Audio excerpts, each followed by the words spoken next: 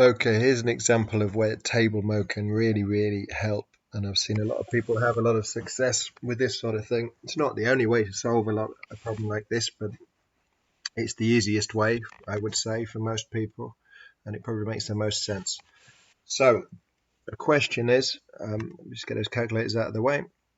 Tony invests £8,500 for N years at 7.8% per annum compounding, and it says compound interest annually.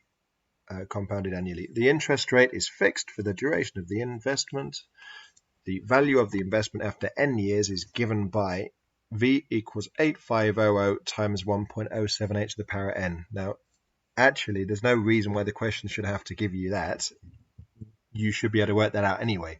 So 1.078 is the number you multiply, something you multiply a number by to increase it by 7.8%. N is the number of years, so that's for compound interest. That's the formula. This is the present value, as in the initial investment. So initial investment times the multiplier that increases by 7.8% to the power number of years.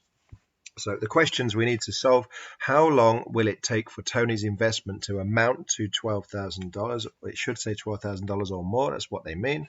And how long will it take for it to double in value? But double in value means it's going to have to be 8500, which is $17,000. So table mode will get us here really quickly. So let's get the calculators up. So you're going to have to put in that formula, which was 85. So you go to the y equals, and it was 8500 times the initial investment times the multiplier 1.078 to the power n. Don't have an n, we have an x. Right, that's your equation, or the expression. And then you go to table, and you can see it gives us lots of values. So basically, after no years, you have that much in the bank. That makes sense.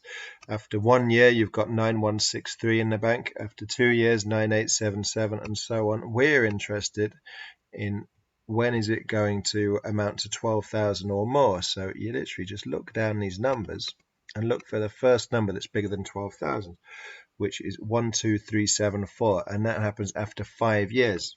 Now, you often would get away with just writing the 5 down, but to be safe, if you give the value after 4 years and the value after 5 years, probably an acceptable amount of working out would be something like that.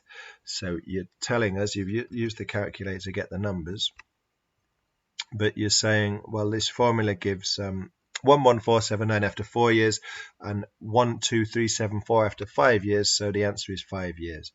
Right, part B, how long to double in value? Well, you just look down and you keep going. Same table. When does it get past 17,000? Well, look, after 9 years, it's 16710. And after 10 years, it's 18014. So it happens in the 10th year. It doesn't happen, you don't get half years. The interest is paid out annually, so it's compounded annually. So the answer is 10 years. And for the working, probably minimum working, recognize that you know what doubling means. So 88500 is 17,000. Show the value before, show the value after. So it's at the 10th year when you pass $1,700.